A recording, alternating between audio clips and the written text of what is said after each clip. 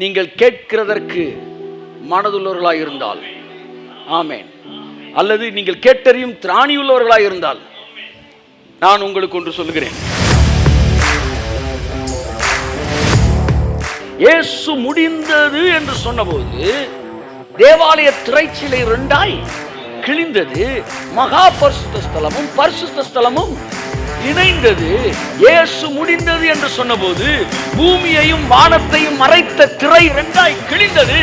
பரலோகமும் பூலோகமும் ஒன்றாய் மாறியது. ஆமென்.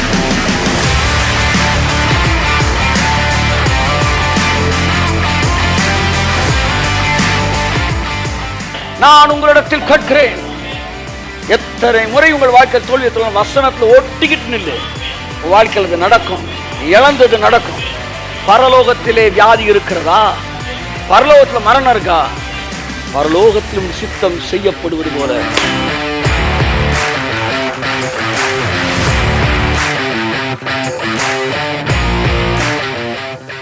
எந்த அளவு கர்த்தருடைய சத்தத்தை நீ கேட்கிறாயோ அந்த அளவு இனி வரும் உலகத்தின் பலனை இந்த வாழ்க்கையில் நீ ருசி பார்க்கும்.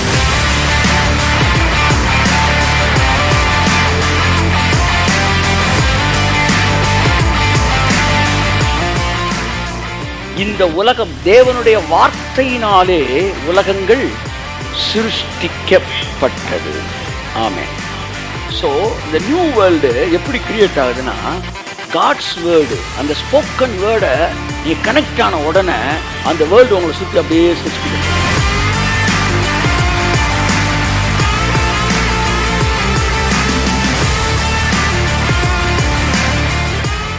சிம்பிளான ஒரு வரியில முடிக்கிறேன். வார்த்தையோடு இணைக்கப்பட்டவர்கள் இரண்டாம் உலகத்தோடு இணைக்கப்பட்டவர்கள்.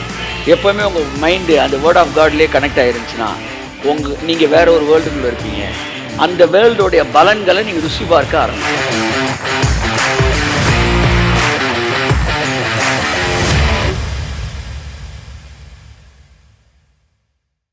நான் சொன்னேன், ஆண்டவரே என்ன பேசுகிறோம்? நாங்கள் டிவைன் ஹெல்த் பேசுகிறோம் ஆண்டவரே. நாங்கள் டிவைன் ஹெல்த் பேசிகிட்டு இருக்கிறோம். வியாதி இல்லாத வாழ்க்கை பேசுகிறோம் ஆண்டவரே. இம்மார்டாலிட்டி பேசுகிறோம் ஆண்டவரே. மரணமில்லா வாழ்க்கை பேசுகிறோம். ஆனால் எங்களை சுற்றி நடக்கிறதுலாம் வேற மாதிரி இருக்கு ஆண்டவரே. சொன்னார், எதுடா நடக்கலை? 10 காசு கையில் இல்லாதப்ப நீ ஐஸ்வர்யம் பேசுனியே, இன்னைக்கு ஐஸ்வர்யம் உனக்கு வரலையா? வியாதியில இருந்தப்ப நீ டிவைன் ஹெல்த் பேசுனியே, 25 வருஷமா ஒரு மாத்திரை கூட சாப்பிட உன்னை நான் கொண்டு வரலையா? நேத்து பேசுனது இன்னைக்கு நடந்துகிட்டு இருக்குன்னா, இன்னைக்கு பேசுனது நாளைக்கு நடக்கும்டா. ஆமென். நடக்கும், நடக்கும். நடக்கிற வரைக்கும் நான் பேசுவேன். ஆமென். கொஞ்சம் யோசிச்சு பார். நடப்பதற்கான வாய்ப்பே இல்லாதது போல இருக்கிறான். ஆமா ஆமா, அன்னைக்கு 10 காசு இல்லாதப்ப உனக்கு கோடி கணக்கில் காசு கிடைக்க நான் சொன்ன போனால் நம்ப முடிஞ்சிச்சா? வாய்ப்பே இல்லைல்ல. ஆமா, அன்னைக்கு வாய்ப்பே இல்லை. இங்க பார், இது கிராஜுவலா வந்த யதார்த்தமான வளர்ச்சி அல்ல. ஏனென்றால் உன்னோட வாழ்க்கை ஓட்டத்தை தொடங்கின அநேகர் இன்றைக்கும் அப்படித்தான் இருக்கிறார்கள். ஆனால் உன்னை மாத்திரம் நான் உயர்த்தி இருக்கிறேன். இது எது ஆக்சிடென்டலா அல்ல கிராஜுவலா வந்தது கிடையாது. உன் கூட தொடங்கின நிறைய பேர் இன்னைக்கு அப்படியே தான் இருக்கிறாங்க. ஆனா ஒன்னு நான் தூக்கி இருக்கிறேன். ஏன் தெரியுமா? அன்னைக்கு நீ நம்ப முடியாததை பேசின, உன் வாழ்க்கையில நம்ப முடியாது இன்னைக்கு நடக்குது. இப்படிதான் நடக்குமா? என் கூட இருக்க நம்ப முடியல. என் பேரை என்ன சொல்லுவான்? அந்த வந்துட்டாருப்பா, அந்த ஜஸ்டின் சாப்பிடுங்க, டீயை சாப்பிடுங்க.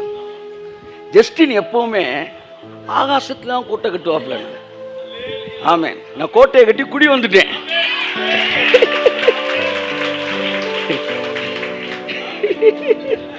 அன்னைக்கு பேசுறது இன்னைக்கு நடந்துச்சா? அதுக்கு வாய்ப்பு இருந்துச்சா? ஒரு பெரிய பிசினஸ் மேன், அந்த பிசினஸ் மேன்ட்ட நான் ஒரு சாதாரண ஒரு கடைநிலை ஊழியனாக வேலை பார்த்துருக்கிறேன். ஆனால் அப்போவே நான் தேவனோடு இணைக்கப்பட்டவனாக இருந்தேன். நிறைய முறை இல் ட்ரீட் பண்ணப்பட்டிருக்கிறேன் அவரால். அதற்கு பிறகு கொஞ்சம் வருஷத்துக்கு முன்னாடி அந்த பிஸ்னஸ் பண்ண ஒரு பெரிய சொத்து ப்ராப்பர்ட்டியை விற்கணும்னு முடிவெடுத்து, பெரிய எவனுமே இல்லைன்னும் போது கடைசி அண்ணனுடைய ஒரு தம்பி இருக்கானப்பா, அவர் வாங்குவாப்ல, அவன் பெரிய நல்ல ஆசிரியர், என்னை கூப்பிட்டு உட்காந்து ப்ராப்பர்ட்டி பேசிக்கிட்டு இருக்கிறார். எப்படி நம்ம டீயை ஊற்றி கொடுத்துருந்தோம், இப்போ டீயை வைப்பா, என்ன சொல்கிறீங்க பாய், என்ன சொல்கிறீங்க பாய், எவ்வளோ சொல்கிறீங்க? எங்கள் அண்ணன் சொல்லுவேன் ஒன்று கூப்பிட்றாரு அவர் பேசுகிறேன். எங்கள் அண்ணனுக்கு பாஸ் அவர். என்ன சொல்ல வரேன், அன்னைக்கெல்லாம் அது சாத்தியமா? இன்னைக்கு சாத்தியம். நூற்றுக்கணக்கான காரை ஓவர்டேக் பண்ணியிருக்கீங்க, நூற்றுக்கணக்கான பஸ்ஸை ஓவர்டேக் பண்ணியிருக்கிறீங்க. சூழ்நிலைகளோடு இயன்று பேசினவர்கள், மக்களை வந்து மகிழ்விப்பதற்காக அவங்க ரேஞ்சுக்கு பேசினவங்க எல்லாம் இன்னைக்கு தான் பேசிட்டு இருக்காங்க. ஆனா அவன் ஏத்துக்கிறானோ ஏத்துக்கலையோ, வேர்ல்ட் ஸ்டாண்டர்ட்ல பேசுற நம்ம இன்னைக்கு அது இருக்குதுன்னா, இன்றைக்கு நாம் பேசுகிற வரப்போகிற உலகத்தின் ஆசீர்வாதங்கள் நாளைய நாளில் நம்முடைய கரங்களில் நிற்கும் என்று நான் சொல்கிறேன். எது இருக்கிறதோ அதை பேசாதிருங்கள், எது வேண்டுமோ அதை பேசுங்கள். எது இருக்கிறதோ அதை பேசாதிருங்கள், எது வேண்டுமோ அதை பேசுங்கள். ஆமென், ஆமென், ஆமென். ஹோட்டலுக்கு போறீங்க,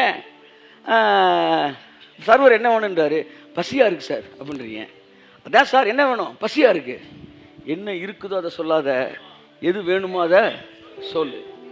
வியாதி இருக்கு அதை பேசாத, என்ன வேணும், சுகம் வேணும் அதை பேசு, அதை பேசு. ஆமென். சோர்வு இருக்கு அதை பேசாத, என்ன வேணும், ஆரோக்கியம் வேணும், ஐஸ்வர்யம் வேணும், உற்சாகம் வேணும், அமேசிங் மிரக்கிள்ஸ் வேணும், பேசு.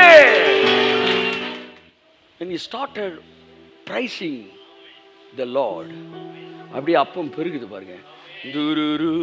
தெரிமை எழுதுறாரு, இயேசு துதிச்ச உடனே அப்படியே துதிக்கிறாராம். இப்போ வந்து உங்களுக்கு ஒரு சும்மா ஒரு விசுவலைஸ் பண்றேன்.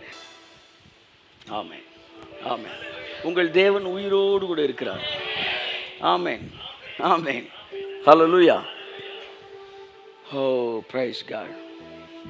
நீங்களும் அவர் முகமுகமாய் சந்திக்கிற ஒரு நாள் இருக்கு. அன்னைக்கு நீ என்ன கேட்கனாலும் கேட்கலாம். அதனால அவர் எங்கே எஸ்கேப் ஆகிட மாட்டார். ஆமென். எல்லா செட்டில்மெண்ட்டும் உங்களுக்கு பூமியில் கொடுத்து, ஆமென், முடிச்சுட்டு தான், டேலி பண்ணால் விடவே மாட்டார். ஆமென். இந்த ஃப்ளைட்டில் இந்த நாளில் நீ என்ன செய்கிற, இந்த நாட்டுக்கு போகிறேன்னு சொன்னார். அவர் ஃப்ளைட் டிக்கெட் எடுத்தார், வெயிட்டிங் லிஸ்ட்டில் இருந்துச்சு. ஆனால் கர்த்தர் சொன்னார் இந்த ஃப்ளைட்லாண்டா நீ போகிறேன்றாரு. இவரும் நம்பிக்கையோடு போயிட்டார்.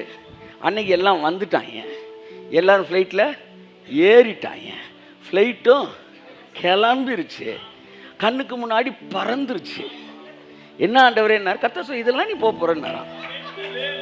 என்ன ஆண்டவர், அந்த ஊழியக்காரர் சொல்ற, என்ன ஆண்டவர் ஃப்ளைட்டு போயிடுச்சு, அதனால நீ போகிற, நாளைக்கா, இன்னைக்கு தான் போகிறேன் நான்.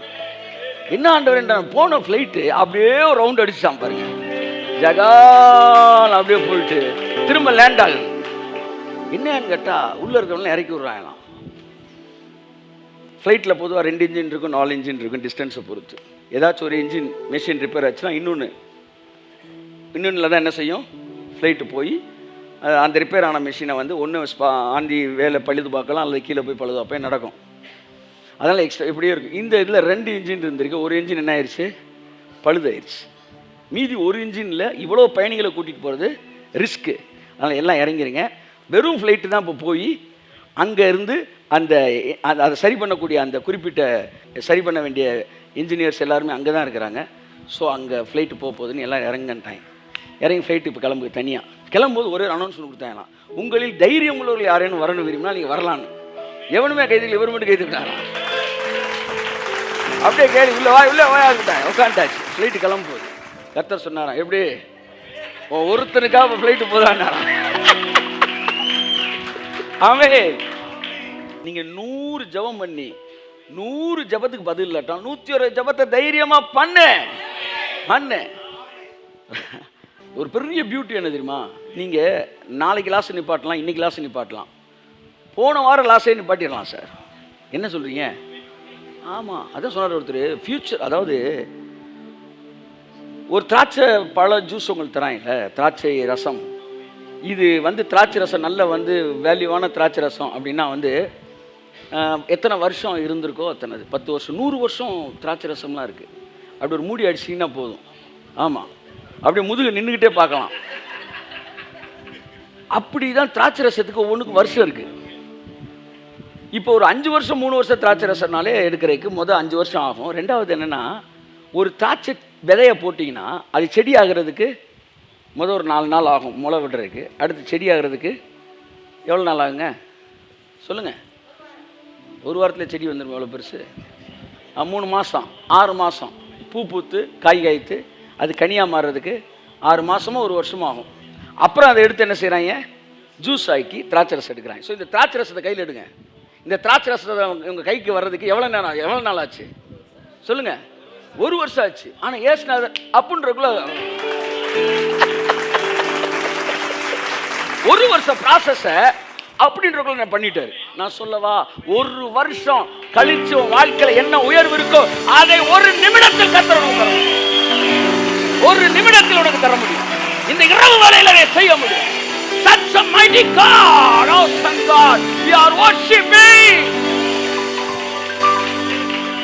ஒரு செடி வளர்ந்து அது மரமாகி அது பூ பூத்து காய் காய்த்து கனி கொடுக்கறதுக்கு 1 வருஷம் 2 வருஷம் ஆகுது. ஆனால் ஆரோனின் கோலை, துளிர்த்த கோல், அது என்ன செய்யுது? காஞ்ச அந்த கோல் துளிர்த்து பூவிட்டு காய் ஆய்த்து கனி கொடுக்குது. அதை உடன்படிக்கை பெட்டில் வைடான்றார். இன்னைக்கு காலையில் வாசித்துக்கிட்டு இருந்தேன். அப்போ எதுக்கு ஆரோன் கோலை வைக்கிற சொல்றாரு தெரியுமா? டே நான் காலத்தை கடந்தவன்டா அப்படின்றத ஞாபகப்படுத்துறாரு. ஐயா நல்லா தட்டணும், காது கேட்கணும். அப்படியே லெஃப்ட்ல அசைஞ்சா ஒரு மிராக்கிள், ரைட்ல அசைஞ்சா ஒரு மிராக்கிள். ஆமேன். உலகத்தானுக்கு அது பைத்தியமாய் தோன்றும். இந்த செய்தியில் இந்த வரியெல்லாம் கேட்டான்னு வச்சுக்கங்களேன், அவனுக்கு மென்டலாக தோணும். ஏன்னா பொதுவாக மென்டலுக்குலாம் அடுத்தவனை பார்க்கும்போது எப்படி தெரியும்? ஜெயிலுக்குள்ளே இருக்கேன்னு எப்போ சார் உங்களை ஜெயிலில் போட்டா? நான் வெளியே தான் இருக்கேன், இன்னும் ஜெயிலுக்குள்ளே இருக்கிறேன். மாம்சத்துக்குரியவன் அதை அறியான்.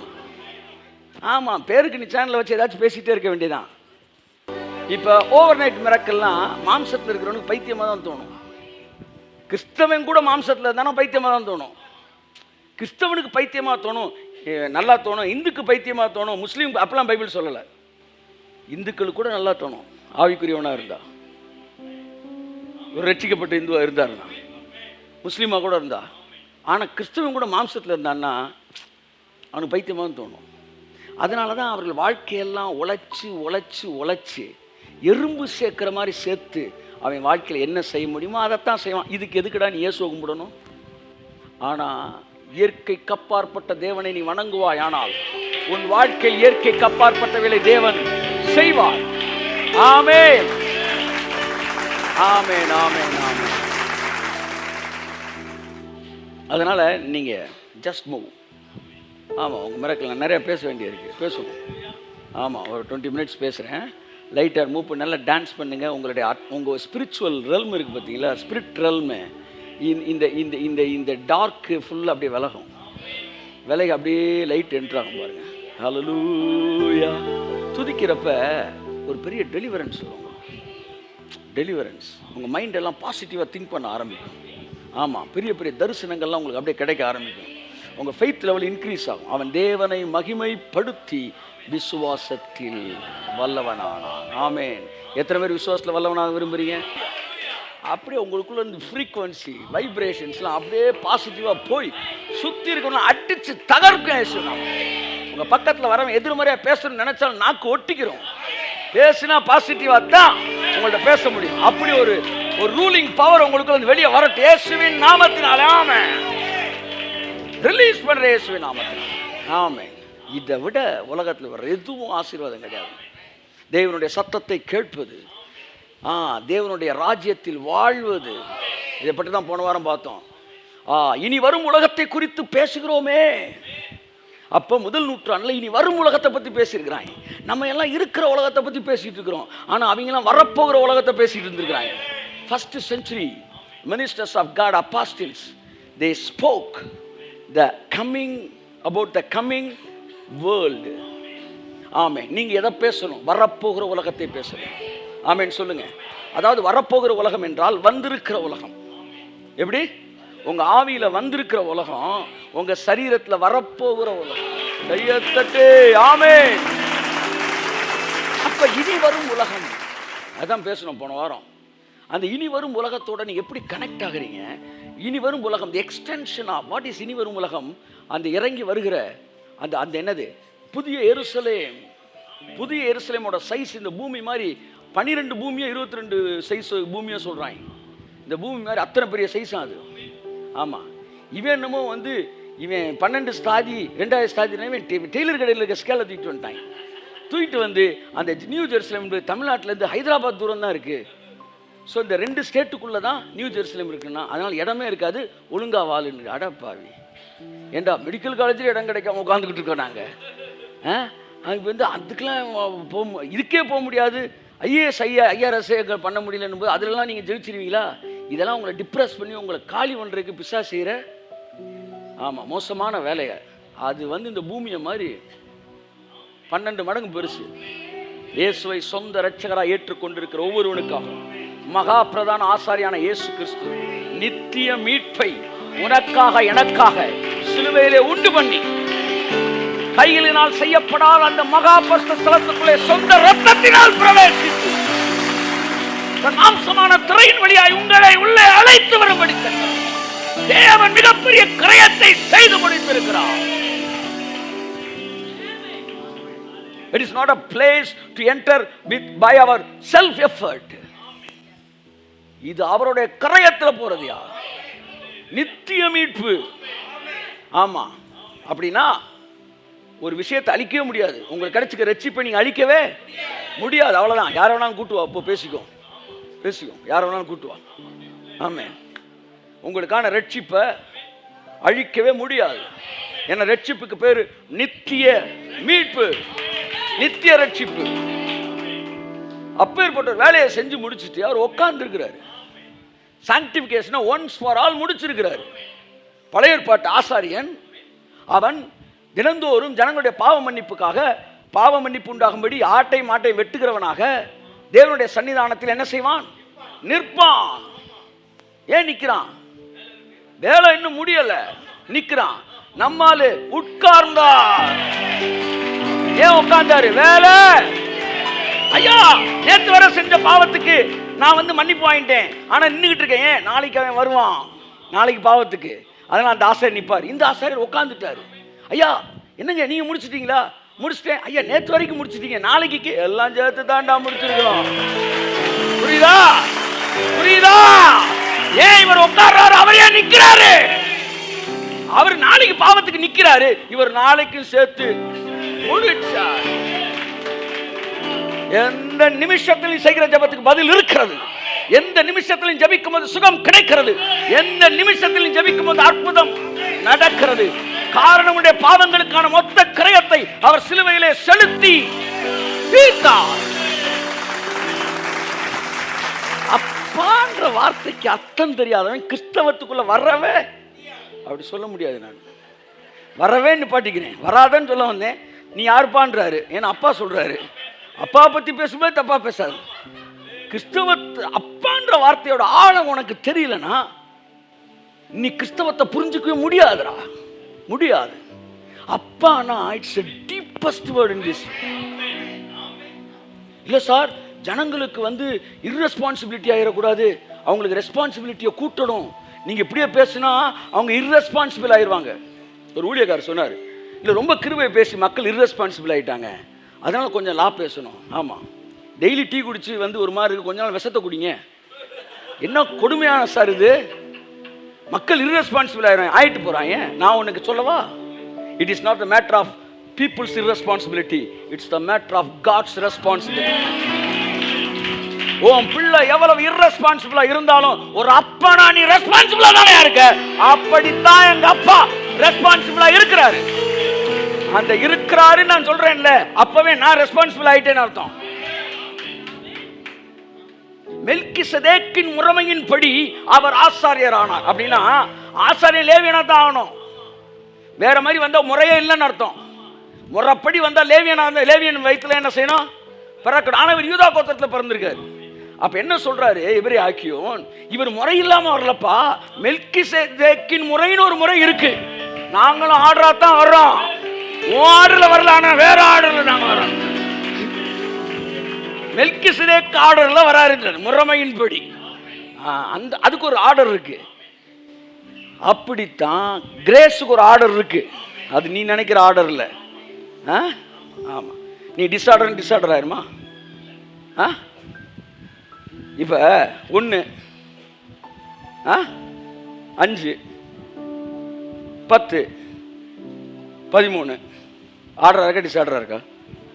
டிஸார்டர் மாதிரி தெரியுது. இப்போ 2வது ரவுண்டு வரும்போது 1, 5, 10, 13. மொதல் 5 கூடுது, அடுத்து 5 கூடு, அடுத்து 3 கூடுது. அதே மாதிரி 13லேருந்து 18, அடுத்து 5 கூட்டு 23, அடுத்து 3 கூட்டு 26. இப்போ மொதல் வந்த சைக்கிள் அப்படியே 2வது வருதா? இப்போ திரும்ப அதே மாதிரி 5 கூட்டு 5 கூட்டு 3 கூட்டு 5 கூட்டு 5 கூட்டு 3 கூட்டு. இப்போ இது ஒரு ஆர்டர் ஆயிடுச்சா? கையை தட்டு. Every disorder can be made an order. நீ பார்த்த டிஸார்டர் மாதிரி இருக்கும், ஆனால் அந்த டிஸார்டரே திரும்ப திரும்ப திரும்ப திரும்ப திரும்ப அந்த ஒரு ஆர்டர். இப்படி போட்டால் ஆர்டரு, இப்படி போட்டால் டிஸார்டர், ஆனால் இப்படியே தொடர்ந்து போட்டால் ஸ்டாரு. தேவன் உங்கள் டிஸார்டருக்குள்ள ஒரு ஆர்டரை கொண்டு வருவார். அவர் சச் அ ரெஸ்பான்சிபிள் ஃபாதர். நீங்கள் தூக்கி நிப்பாட்டாதீங்க சார் கிறிஸ்தவத்தை. நீங்கள் யார் சார்? கிறிஸ்தவத்தை ஹெர்குலிஸ் சார், நீங்கள் முகதுல ஒத்துக்கிற செய்ய வேண்டிய கடமையை மாற்றம் செய்தோம் என்று சொல்லுங்கள். We are useless servant. We have done our duty. ஒட்டுமொத்த கிறிஸ்தவம் சிலுவையில் அறையப்பட்ட இயேசுவின் கரத்தில் இருக்கிறது. அத்தனை ஆத்துமாக்கள் என்னுடைய ஆத்துமாக்கள் என்று வேதத்தில் அவர் சொல்லி இருக்கிறார். அதனால கரெக்டாக நம்ம பேச பேச பேச என்ன நடக்குதுன்னா, ரெஸ்பான்சிபிளா இருக்கிறேன்னு சொல்றவன்லாம் ரெஸ்பான்சிபிளா பாவம் செஞ்சுக்கிட்டு இருக்கிறான். இர்ரெஸ்பான்சிபிளா இருக்கிறேன்னு சொல்றவன் எல்லாம் ரெஸ்பான்சிபிளா பரிசுத்தமாயிட்டு இருக்கிறான். நான் சொல்லவா, தேவன் என்னைக்குமே தப்பு பண்ண மாட்டார். அவர் 3 காலத்துக்கான காரியத்தை முடிச்சிருக்கிறார். ஏன் தெரியுமா? நீ தூக்கத்தில் எந்திரிச்சு கேட்டா கூட நீதிமான்ற உணர்வோட தேவன்கிட்ட பேச வேண்டும் என்பதற்காக. இனி வரும் உலகம் எங்க இருக்கு? எங்க பார்த்தோம்? இனி வரும் உலகத்தை குறித்து பேசுகிறோமே. என்னது? New Jerusalem. அது தேவன் தாமே கட்டி உண்டாக்கின நகரம். நகரம் நான் நல்லா பாருங்க, அது ஒரு இடவாகு பெயர். புரியுதா உங்களுக்கு?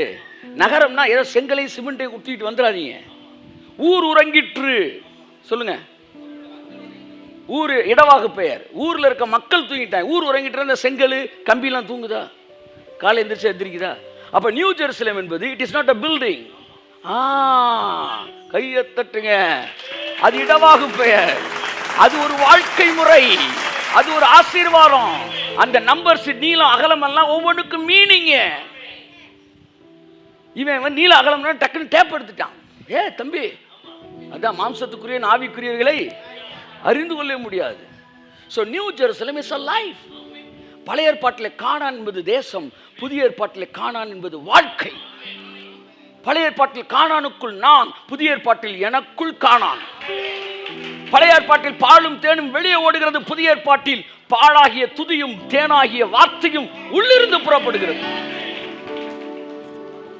எல்லாத்துக்குமே ஸ்பிரிச்சுவல் மீனிங் இருக்கு. அப்ப நியூ ஜெருசலேம் என்பது இட்ஸ் அ லைஃப் ஸ்டைல்.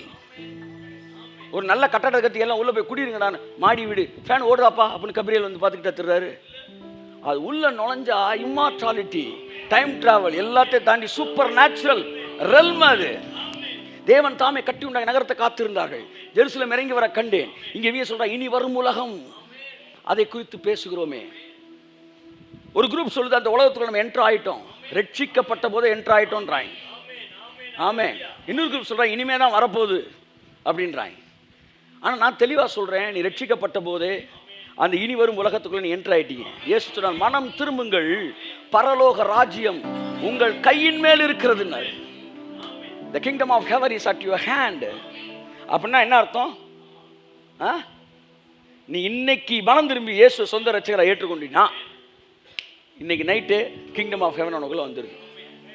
இப்போ அதோட மேனிஃபெஸ்டேஷன் இருக்கு பாருங்க, விசிபிள் வேர்ல்டில். அதைத்தான் இனி வரும் உலகம் என்று சொல்கிறாரு. இப்போ நான் என்ன சொல்ல வரேன்னா, நம்ம உள்ள நுழைஞ்சிட்டோமா நுழையலையா அப்படின்னா, நான் சொல்றேன் நுழைஞ்சிட்டோம். நம்ம ராஜ்யத்தின் புத்திரராய் இருக்கிறோம். இப்போ எந்த அளவு சத்தியத்தை அறிகிறோமோ அந்த அளவு அந்த இனி வரும் உலகத்தின் ஆசீர்வாதங்களை இந்த பூமியிலே நீங்கள் அனுபவிக்க. இனி வரும் உலகம் நிகழ்காலமா எதிர்காலமா? கிராமர் படி இனினாலே எதிர்காலம். ஆனா இனி வரப்போறத இன்னைக்கே நீ சாப்பிடலான்றார் எபிரேய ஆக்கியம். இன்னைக்கு அதான் பேச போறேன். நான் வந்தாச்சுன்னு சொல்றேன், நீ வரலன்ற, இப்போ உனக்காண்டி நான் பிரசங்கம் பண்ணுறேன், வரலனே வச்சுக்க, ஆனாலும் வராத ஒன்றை நீ இன்னைக்கே டேஸ்ட் பண்ணலாம் அப்படின்னு பைபிள் சொல்லு.